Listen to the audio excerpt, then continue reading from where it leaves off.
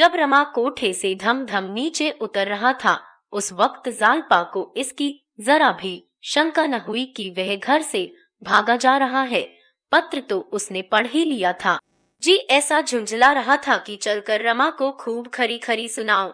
मुझसे यह छल कपट, पर एक ही क्षण में उसके भाव बदल गए। कहीं ऐसा तो नहीं हुआ है सरकारी रुपए खर्च कर डाले हों? यही बात है, रतन के रुपए सराफ को दिए होंगे। उस दिन रतन को देने के लिए शायद वे सरकारी रुपए उठा लाए थे। यह सोचकर उसे फिर क्रोध आया, यह मुझसे इतना पर्दा क्यों करते हैं? क्यों मुझसे बढ़ कर बातें करते थे? क्या मैं इतना भी नहीं जानती कि संसार में अमीर गरीब दोनों ही होते हैं? क्या सभी स्त्रियां गहनों से लदी रहती हैं? गहने न पहनना क्या कोई पाप है? जब और जरूरी कामों से रुपए बचते हैं तो गहने भी बन जाते हैं। पेट और तन काट कर, चोरी या बेईमानी करके तो गहने नहीं पहने जाते। और क्या उन्होंने मुझे ऐसी गई गुजरी समझ लिया? उसने सोचा रमा अपने कमरे में होगा, चलकर पूछूं कौन से गहने चाहते हैं। परिस्थिति की भयंकरता का अनुमान करके क्रोध की जगह उसके मन में भय का संचार हुआ। वह बड़ी तेजी से नीचे उतरी। उसे विश्वास था वह नीचे बैठे हुए इंतजार कर रहे होंगे। कमरे में आई तो उनका पता न था। साइकिल रखी हुई थी। तुरंत दरवाजे से झांका, सड़क पर भी नहीं। कहाँ चले गए? लड़के दोनों पढ़ने स्कूल गए थे। किसको भेजे कि जाकर उन्हें बुला लाए? उसके हृदय में एक अज्ञात संशय अंतरित हुआ। फौरन ऊपर गई, गले का हार और हाथ का कंगन उतारकर रुमाल में बांधा। फिर नीचे उतरी, सड़क पर आकर एक तांगा लिया और कोचवान से बोली, ग कचहरी चलो। वह पछता रही थी कि मैं इतनी देर बैठी क्यों रही, क्यों ना गहने उतार कर तुरंत दे दिए। रास्ते में वह दोनों तरफ बड़े ध्यान से देखती जाती थी। क्या इतनी जल्द इतनी दूर निकल आए? शायद देर हो जाने के कारण वह भी आज तांगे ही पर गए हैं, नहीं तो अब तक जरूर मिल गए होते। तांगे वाले से बोली, कल जी अभी तुमने किसी बाबूजी को तांगे पर जाते देखा? तांगे वाले ने कहा, हाँ आप वाई जी, एक बाबू अभी इधर ही से गए हैं। जालपा को कुछ ढांढस हुआ, रमा के पहुँचते पहुँचते वह भी पहुँच जाएगी। कोचवान से बार बार घोड़ा तेज करने को कहती। जब वह दफ्तर पहुंची तो 11 बज गए थे। कचहरी में सैकड़ों आदमी इधर उधर दौड़ रहे थे। किससे पूछे, न जाने वह कहाँ बैठते हैं। सहसा एक चपरासी दिखलाई दिया। जालपा ने उसे बुलाकर कहा, सऊ जी, जरा बाबू रमानाथ को तो बुला लाओ। चपरासी बोला, ऊ न ही को बुलाने तो जा रहा हूँ, बड़े बाबू ने भेजा है। आप क्या उनके घर ही से आए हैं? जालपा, हाँ, मैं तो घर ही से आ रही हूँ, अभी 10 मिनट हुए वह घर से चले हैं। चपरासी यहाँ आ तो नहीं आए। जालपा बड़े असमंजस में पड़ी। वह यहाँ भी नहीं आए, रास्ते में भी नहीं मिले, तो फिर गए कहाँ? उसका दिल बांसों उछलने लगा, आंखें भर भर आने लगी। वहाँ बड़े बाबू के सिवा वह और किसी को न जानती थी। उनसे बोलने का अवसर कभी न पड़ा था, पर इस समय उसका संकोच गायब हो गया। भय के सामने मन के और सभी भाव दब जाते हैं। चपरासी से बोली, जरा बड़े बाबू से कह दो न ही चलो, मैं ही चलती हूँ, बड़े बाबू से कुछ बातें करनी है। जालपा का ठाठ बाट और रंग ढंग देखकर चपरासी रोब में आ गया। उल्टे पांव बड़े बाबू के कमरे की ओर चला। जालपा उसके पीछे पीछे होली। बड़े बाबू खबर पाते ही तुरंत बाहर निकल आए। जालपा ने कदम आगे बढ़ाकर कहा, का क्षमा आ कीजिए बाबू साहब, आपको कष्ट हुआ। वह 15-20 मिनट हुए घर से चले, क्या अभी तक यहाँ नहीं आए? रमेश, अच्छा आप मिसेज रमानाथ हैं, अभी तो यहाँ नहीं आए। मगर दफ्तर के वक्त सैर सपाटे करने की तो उसकी आदत न थी। जालपा ने चपरासी की ओर ताकते हुए कहा, मैं आपसे कुछ अर्ज करना चाहती हूँ। रमेश, तो चलो अंदर बैठो, यहाँ कब तक खड़ी रहोगी? मुझे आश्चर्य है कि वह गए कहाँ, कहीं बैठे शतरंज खेल रहे होंगे। जालपा, नहा बाबूजी, मुझे ऐसा भय हो रहा है कि वह कहीं और न चले गए हो।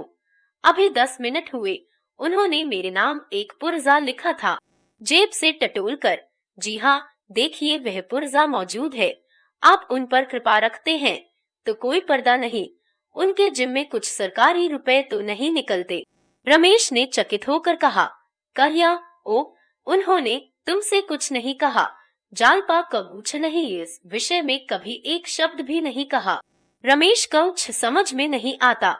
आज उन्हें 300 रुपए जमा करना है। परसों की आमदनी उन्होंने जमा नहीं की थी। नोट थे, जेब में डालकर चल दिए। बाजार में किसी ने नोट निकाल लिए। मुस्कुराकर, किसी और देवी की पूजा तो नहीं करते? जालपा का मुख लज्जा से नत हो गया। बोली, अगर यह ऐब होता तो आप भी उस इल्जाम से न बचते। जेब से किसी ने निकाल लिए होंगे। मारे शर्म के मुझसे कहा न होगा। मुझसे जरा भी कहा होता तो तुरंत रुपए निकाल कर दे देती।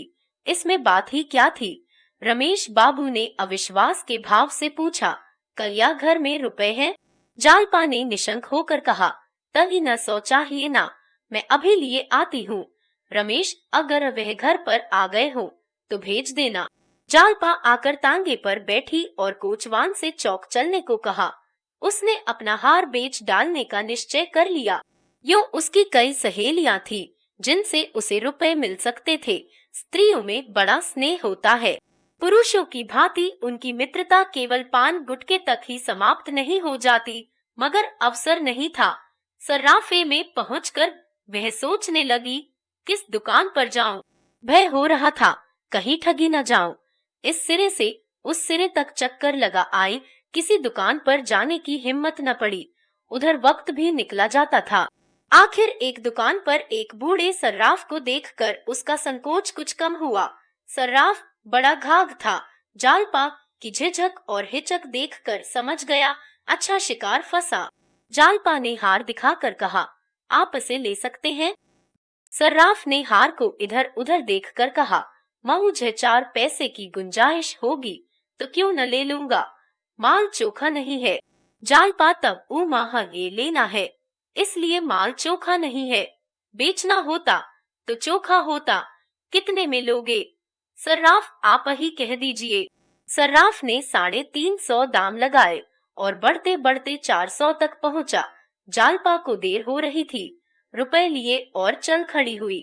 जिस हार को उसने इतने चाव से खरीदा था, जिसकी लालसा उसे बाल्यकाल ही में उत्पन्न हो गई थी, उसे आज आधे दामों बेचकर उसे जरा भी दुहक नहीं हुआ, बल्कि गर्वमय हर्ष का अनुभव हो रहा था।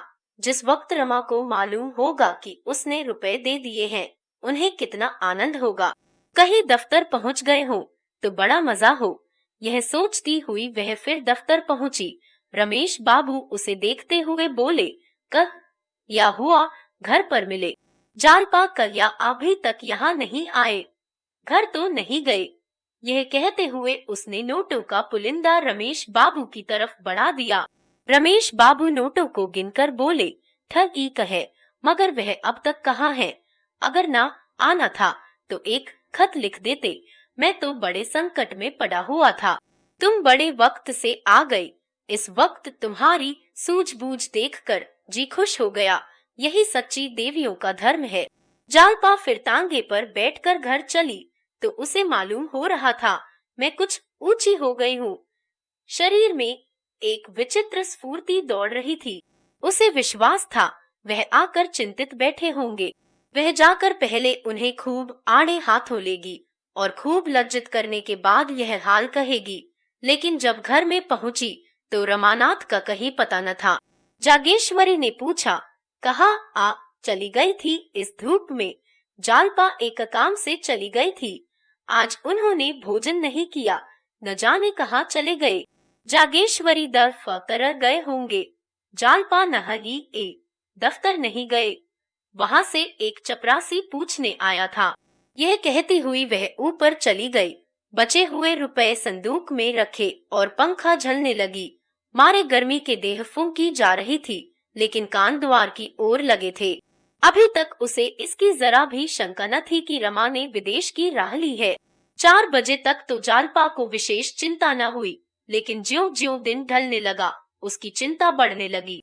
आखिर वह सबसे ऊंची छत पर चढ़ गई हालांकि उसके जीर्ण होने के कारण कोई ऊपर नहीं आता था और वहां चारों तरफ नजर दौड़ाई, लेकिन रमा किसी तरफ से आता दिखाई न दिया। जब संध्या हो गई और रमा घर न आया तो जालपा का जी घबराने लगा। कहाँ चले गए? वह दफ्तर से घर आए बिना कहीं बाहर न जाते थे। अगर किसी मित्र के घर होते तो क्या अब तक न लौटते, मालूम नहीं जेब में कुछ है भी या नहीं।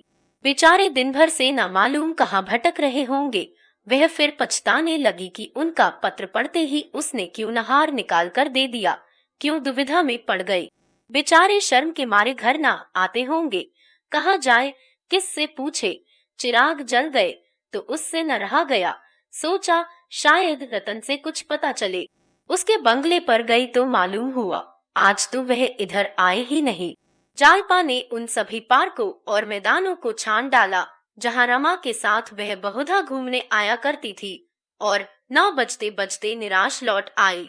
अब तक उसने अपने आंसुओं को रोका था, लेकिन घर में कदम रखते ही जब उसे मालूम हो गया कि अब तक वह नहीं आए तो वह हताश होकर बैठ गई। उसकी यह शंका अब दृढ़ हो गई कि वह जरूर कहीं चले गए। फिर भी कुछ आशा थी कि शायद मेरे पीछे आए हो और फिर चले गए हो। जाकर जागेश्वरी से पूछा, वह घर आए थे? अम्मा जी, जागेश्वरी यार दोस्तों में बैठे कहीं गपशप कर रहे होंगे। घर तो सराय है, 10 बजे घर से निकले थे, अभी तक पता नहीं। जालपा दफ्तर से घर आकर तब वह कहीं जाते थे, आज तो आए नहीं। कहिए तो गोपी बाबू को भेज दूं, जाकर देखें कहाँ रह गए।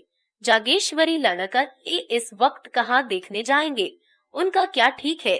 थोड़ी देर और देख लो, फिर खाना उठाकर रख देना, कोई कहाँ तक इंतजार करे। जालपा ने इसका कुछ जवाब न दिया। दफ्तर की कोई बात उनसे न कही। जागेश्वरी सुनकर घबरा जाती और उसी वक्त रोना पीटना मच जाता। वह ऊपर जाकर लेट गई और अपने भाग्य पर रोने लगी। रह रहकर चित्त ऐसा विकल होने लगा मानो कलेजे में शूल उठ रहा हो। बार बार सोचती, अगर रात भर न आए तो कल क्या करना होगा।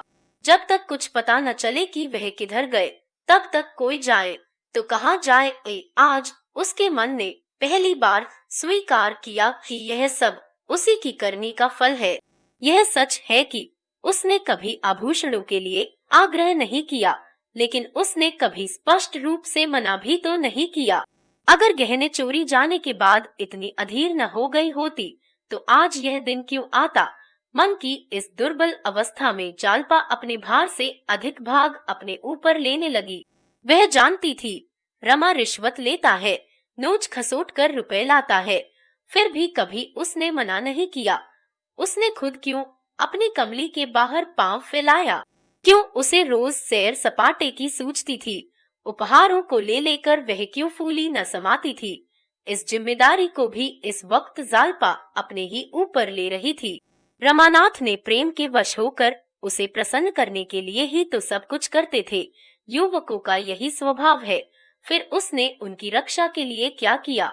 क्यों उसे यह समझ न आए कि आमदनी से ज्यादा खर्च करने का दंड एक दिन भोगना पड़ेगा।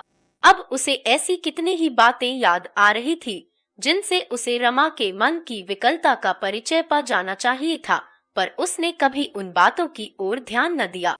जालपा इन्हीं चिंताओं में डूबी हुई न जाने कब तक बैठी रही। जब चौकीदारों की सीटियों की आवाज उसके कानों में आई तो वह नीचे जाकर जागेश्वरी से बोली, वह तो अब तक नहीं आए, आप चलकर भोजन कर लीजिए। जागेश्वरी बैठे बैठे झपकियां ले रही थी। चौंक कर बोली, कहा चले गए थे। जालपा, वह तो अब तक नहीं आए। जागेश्वरी, अब तक नहीं आए, आधी रात तो हो गई होगी। जाते वक्त तुमसे कुछ कहा भी नहीं। जालपा, कवच नहीं। जागेश्वरी, तब मन ए तो कुछ नहीं कहा। जालपा, मन भला क्यों कहती। जागेश्वरी, तब मैं लाला जी को जगाऊं। जालपा, इस वक्त जगा कर क्या कीजिएगा, आप चलकर कुछ खा लीजिए ना। जागेश्वरी, माँ पूछ सर, अब कुछ न खाया जाएगा। ऐसा मनमौजी लड़का है कि कुछ कहा न सुना, न जाने कहाँ जाकर बैठ रहा। कम से कम कहला तो देता कि मैं इस वक्त न आऊंगा। जागेश्वरी फिर लेट रही। मगर जालपा उसी तरह बैठी रही, यहाँ तक कि सारी रात गुजर गई। पहाड़ सी रात जिसका एक एक पल एक एक वर्ष के समान कट रहा था।